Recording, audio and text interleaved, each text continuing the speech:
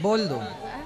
मेरी शादी पहले अच्छे घर में लगे वही में हुई थी, पर वहाँ से बिल्कुल, पर इनके साथ हुई, मेरे भैया ने पकड़ा दिया। पर ये भी अमाउस से मुझे बहुत मार लगाती है, पर गदाई अमाउस से बहुत मारो, कुछ नहीं। आपको मारते हैं ये? बहुत 7 साल हुए। बात कराइए भैया, खड़े हो जाइए। देखो हम किनसे बोले, बात कराइए कराइए। मेरे भैया ने बोल दिया कि हम निकल जाएंगे, भाभी ने बोल दिया। चलिए आप बात तो कराओ, पहले बात करा। भैया खड़े हो जाइए, सब परिवार पहले लगा हुआ था। खड़े हो जाइए। बस बस। क्या नाम है आपका? जी गुरुजी। क्या नाम है? विनोद। विनोद जी। तो आप अपनी पत्नी को मारते हैं?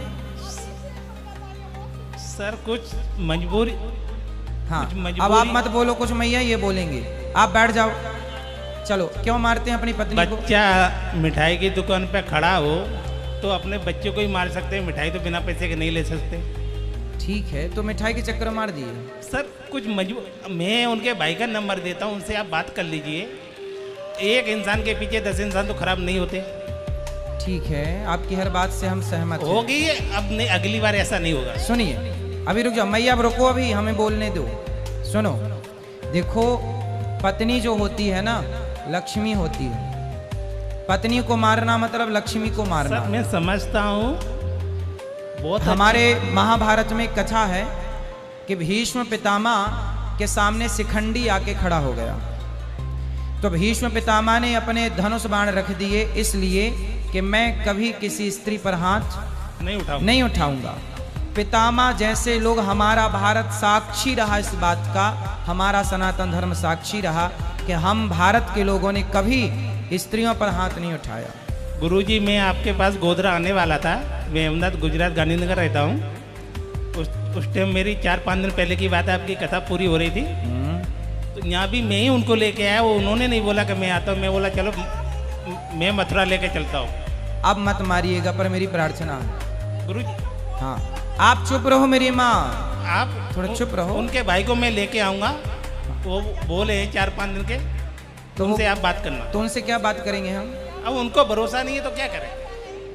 आप पर भरोसा नहीं करती है।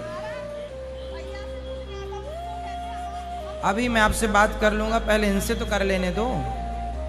अब चुप होके बैठ जाइए, आप बैठो, पहले बैठ जाओ अपनी जगह पर।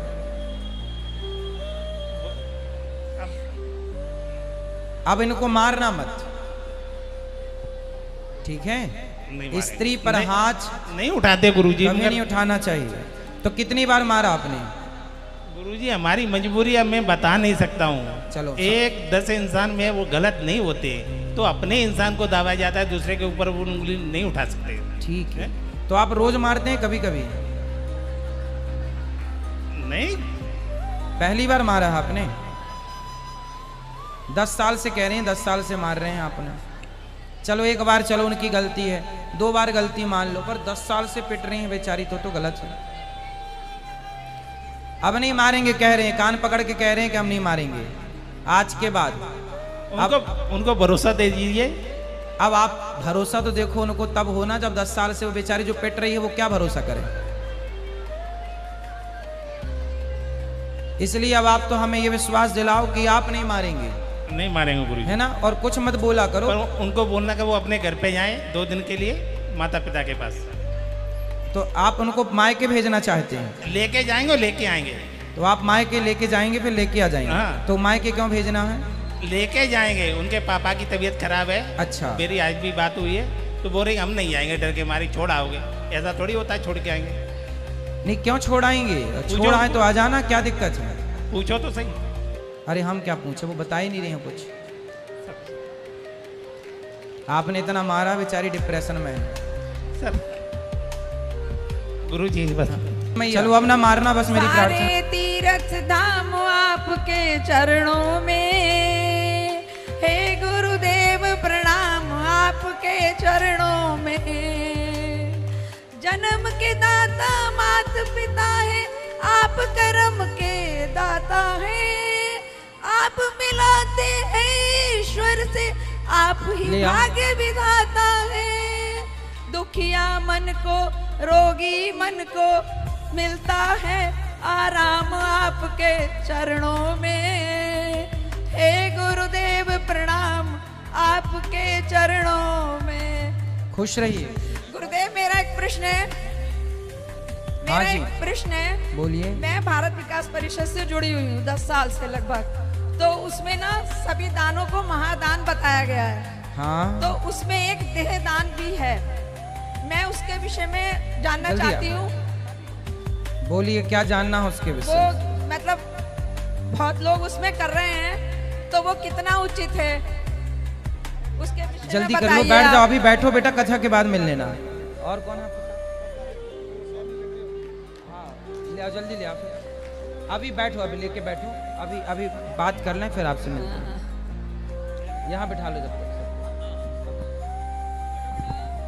तो देह दान में क्या पूछना है आपको?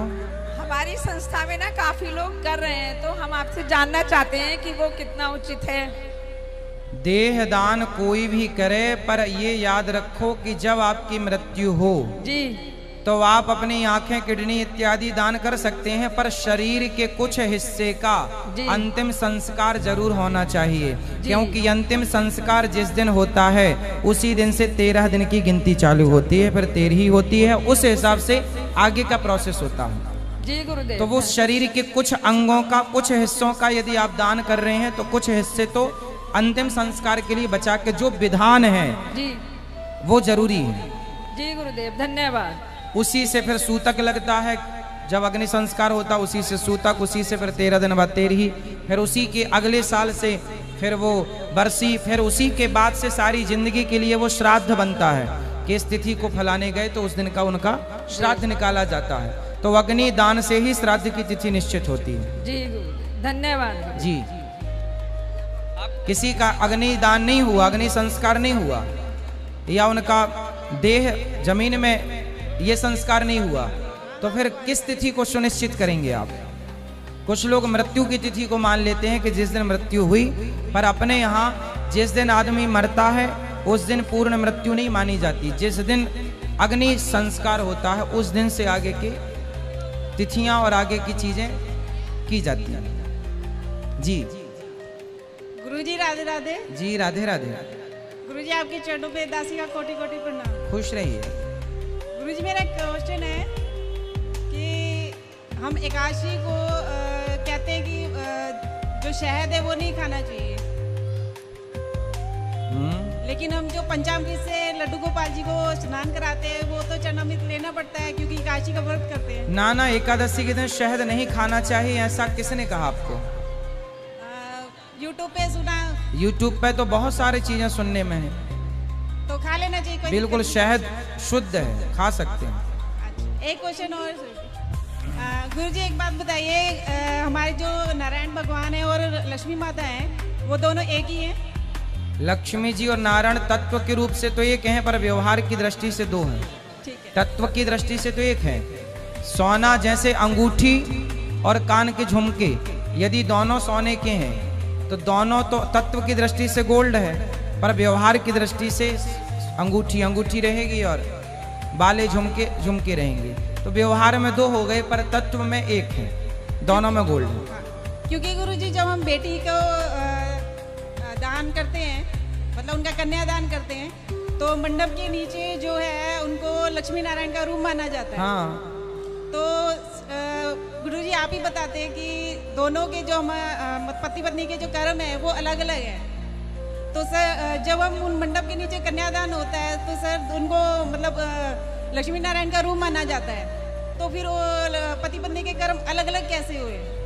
भाई आप मान रहे हैं ना लक्ष्मी नारायण, वो हैं थोड़ी। भाई मान हम रहे हैं। भाई हम किसी को भी देखें तो शास्त्र कहते हैं सबको भगवान की दृष्टि से देखो। अब हम भगवान तो है नहीं, फॉर एग्जाम्पल हम भगवान नहीं हैं, पर जब आप अपने गुरु को देखते हैं तो भगवत दृष्टि से देखते हैं। गुरु भगवान नहीं है, लेकिन आपकी दृष्टि है कि आप भगवान की दृष्टि से, तो आपको देखने का फायदा तो मिलेगा, आपको उसका पुण्य तो मिलेगा। तुलसीदास जी कहते हैं सी राम मैं सब जग जानी, सबको भगवान। बेटा बैठो, अभी मिलेंगे ना सबसे, सब बैठ जाओ। सबको भगवान की दृष्टि से देखना, सब भगवान है। लेकिन अब दुल्हा दुल्हन ही कहने लग जाए कि मैं ही लक्ष्मी नारायण हूं, भावना हमारी कहती है कि हम भगवान के रूप में नहीं देखें आप। गुरुजी, हम बेटी को तो उन्हीं रूप में मानते हैं ना, बेटी और मानो दामाद को। मानो आपका मानना उचित है।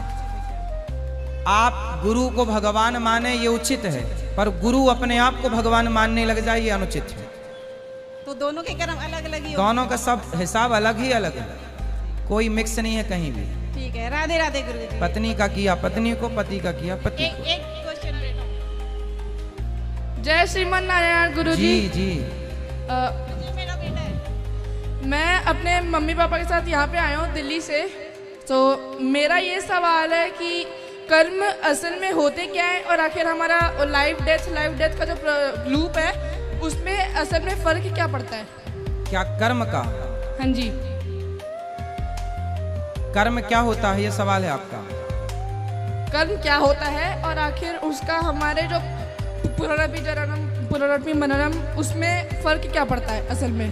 हमारे कर्म से ही हमारा अगला जन्म तय होगा, हमारे कर्म से ही हमारा उसके बाद का जन्म तय होगा।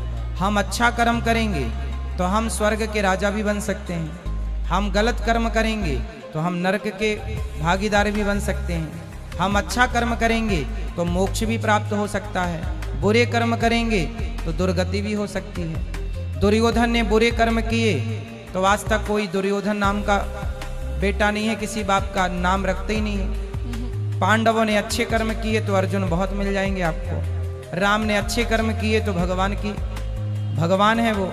यदि बुरे कर्म रावण ने किया तो गली गली पुतले। तो राम और रावण दोनों ने कर्म ही किए हैं और उनके कर्म से एक भगवान हो गए, एक के कर्म से वो रावण हो गया। तो कर्म आपको श्रेष्ठ बनाता है हर समय। आप जन्म और मृत्यु के चक्र से भी बचना चाहें, पुनरपि जननम पुनरपि मरणम के, तो कर्म ही बचाएगा। भगवान की भक्ति भी एक कर्म है, तो वो कर्म आपको जन्म और मृत्यु से बचाएगा।